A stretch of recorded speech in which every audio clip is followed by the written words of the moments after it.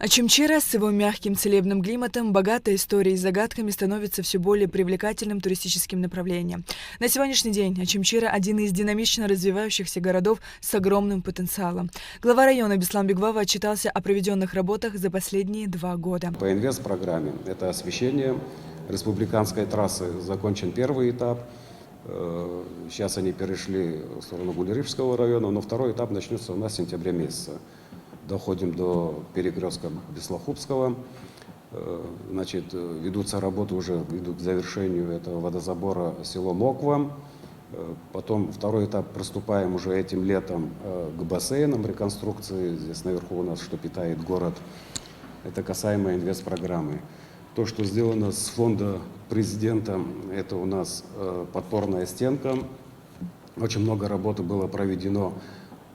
У нас, если помните, паводок был в прошлом году, и с резервного фонда были выделены большие деньги на покрытие этого ущерба. Конечно же, все мы не смогли покрыть, но сейчас ведутся работы. Вот у нас снесло мост, значит, это соединяющий Пакващ-Акваску села.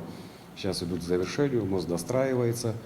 Потом будут перекидывать, очищать русло реки Алсга, потому что там подтапливает участки людей. На центральных улицах города проведена полная замена плафонов, частичная замена и покраска всех столбов на сумму 13 миллионов 667 тысяч рублей. За долгие годы была произведена замена водопроводной сети вокруг рынка протяженностью 1 километр на сумму 2 миллиона 718 тысяч. В городе продолжаются работы по ремонту тротуаров, а именно асфальтобетонное покрытие автодорог, укладка брусчатки. Общая сумма 25 миллионов 323 тысячи рублей. Своими силами начали, значит, восстанавливать набережную. Закончили спортплощадку напротив стадиона Центрального. Будет пальмовая аллея там, питьевой фонтанчик, душевые кабины. Это хочется, чтобы люди приходили, позанимались спортом, скупались в море, приняли душ и уехали по своим делам. У нас второй этап тоже брусчатки будет уже от бывшей музыкальной школы в сторону кафе «Волна». Тоже этим летом начнем работы. Сделали освещение, это улица Шинкуба, Ардзенба, Габлия. Кстати, там тоже размыло мостик, это по улице Габлия, то, что идет на морпорт. Уже стратегический объект у нас, и тоже, я думаю, в течение недели уже завершат эти работы. Озеленением занимаемся, посадили в этом году сосны на набережной. Обрезку деревьев сделали. У нас в преддверии 9 мая мы провели субботник общерайонный. Кстати, воспользоваться случаем хочу. В эту субботу тоже у нас 1 числа День защиты детей. Будет грандиозный праздник. Хотим сделать. Тоже организовываем субботник. Хотел обратиться к гражданам, выйти и тоже поучаствовать в этом субботнике. Жители сел не понаслышке знают, что значит остаться без первой медицинской помощи. До ближайшей больницы несколько километров, а пациента нужно спасать здесь и сейчас. И вот для таких экстренных случаев существуют ФАПы. И в этом направлении восточной части нашей страны ведутся работы, отметил Беслан Бигвава. ФАП у нас в Кутол уже задействован, уже закончены работы.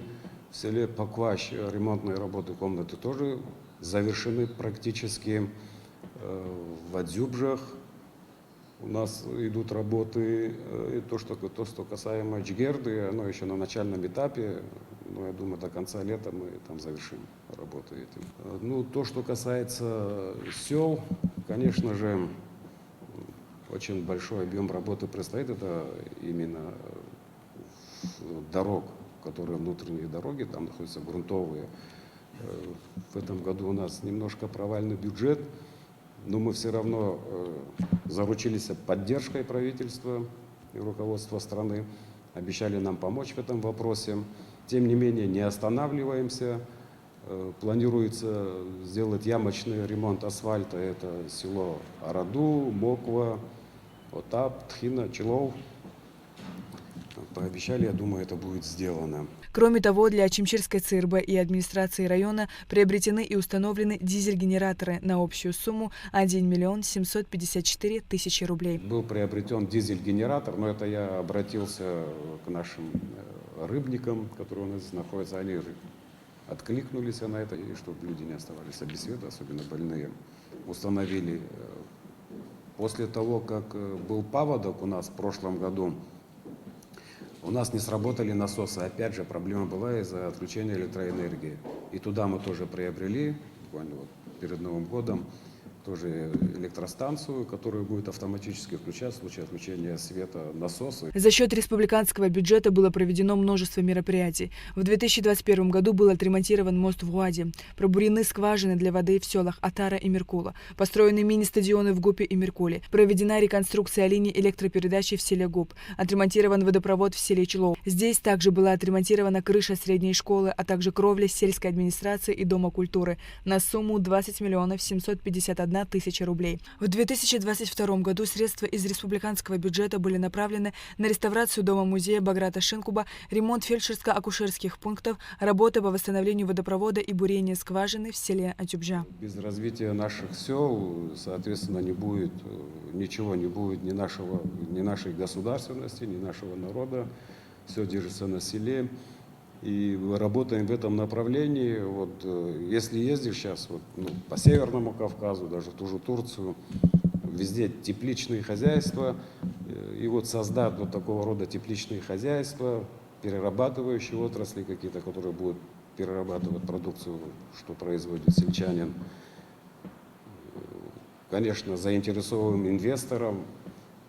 Но инвесторы тоже хотят гарантии безопасности.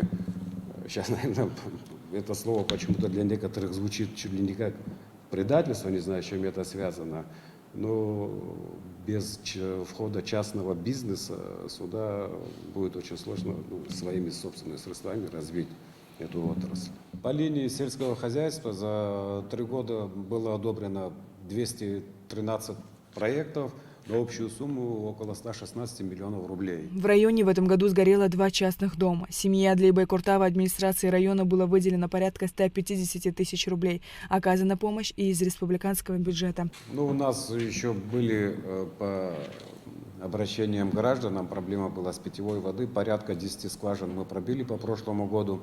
На этот год тоже мы запланировали такое же количество, может получится больше. В селе Таумыщ мы будем делать водопровод своими силами. Там порядка 900 метров проложить трубу. Там местные жители, мы им предоставили материалы, они сами поставили бак, то есть будет водонапорная башня, которая будет давать воду. К работам, проведенным за счет средств республиканского бюджета, относится ремонт комплекса Мукашта на сумму 4 миллиона 407 тысяч рублей. В селе Лабра идет восстановление 2 мостов. На эти цели выделено 8 миллионов рублей. Была приобретена техника, с президентского фонда нам помогли приобрести трактор GCB с оборудованием порядка 15 миллионов рублей. Также автовышка, ее у нас не было, это около 4 миллионов рублей. Своими силами мы еще приобрели 1 трактор для нужд водоканала. Также мы приобрели трактор для села Атара, чтобы село такое труднодоступное, не всегда доходит наша МТС туда для пахоты жителям. Также были приобретены для нужд спецавтохозяйства пластиковые мусорные баки, это которые с крышками, потому что животные залазят, раскидывают мусор. Поменяли их на старые железные баки, которые были уже ржавые. Люди, к сожалению, жгли в них костры, они рассыпались, и была необходимость приобретения этих мусорных баков. Около 120 штук. Восточная Абхазия богата уникальными архитектурными, историческими и природными достояниями. Туристическая индустрия здесь не так развита, как в Западной Абхазии. Тем не менее, район привлекает все больше гостей. За последние несколько лет их количество заметно выросло. Прошлым летом немногие объекты размещения Чимчирского района, в том числе частный сектор, были заполнены практически на 100%. У нас планируется большой объект открыться в селе Кинги. Там белорусы заходят, это уже известно. У них объем вложений огромный, там порядка 15 миллиардов. Это будет таким стимулом тоже для нашего района, для развития нашего района. Также бывшая 16-этажная гостиница 1 числа, она, скорее всего, откроется. Там внутренние работы практически выполнены, наверное, процентов на 90%. Осталось благоустройство, но не дала погода. Глава Чимчирского района поделился дальнейшими планами. Сейчас у нас в планах, как вы знаете, юбилейная дата, День Победы, 30-летие. У нас здесь имеется площадь, она безымянная. Хочу обратиться к собранию. Я думаю, они меня поддержат целиком. Назвать ее площадью Победы, провести там тоже благоустройство, сделать тротуары, выложить асфальт. Ну, у нас намечены очень масштабные действия. У нас будут, мы сейчас работаем в этом плане, создана комиссия. Мы хотим организовать и автопробег, пригласить участников с регионов России. Хотим также конный маршрут сделать. Также у нас планируется при поддержке президента построить с нуля музей боевой славы. Уже были взяты пробы грунтов. Проект готовится, проект будет современный, красивый, с подсветкой здания. Вот. И надеюсь, что тоже в этом году мы его уже начнем реализовывать. И хотелось бы, конечно, до 30 сентября закончить. Ну, посмотрим. Значит, у нас сейчас еще ведутся работы. Вот компания Хархагалак, она такая на слуху, знаете. Сейчас там ждут ребята. Мы еще хотим создать вот такое архитектурное решение и правильный план застройки города и района, чтобы создать макет. Потом это все согласуем, конечно же, с нашими депутатами и утвердить его, чтобы люди понимали, к чему стремиться, как развиваться. Мы тут тоже не всю жизнь будем находиться на этих местах, придут другие руководители, и они будут понимать, где должен быть, например, фонтан, где должна стоять поликлиника, где должен быть микрорайон новый построен, где школа, где больница. И вот это вот решение мы сейчас хотим принять, утвердить соответственно, и построим макет здесь в холле, чтобы это было наглядно для каждого гражданина нашего района. Добросовестным трудом, профессиональными достижениями, спортивными и творческими победами прославлять город мира – наша главная цель, отметил Беслан Беквава. Сария Кварацхеля, Анатолий Малания, Абхазское телевидение.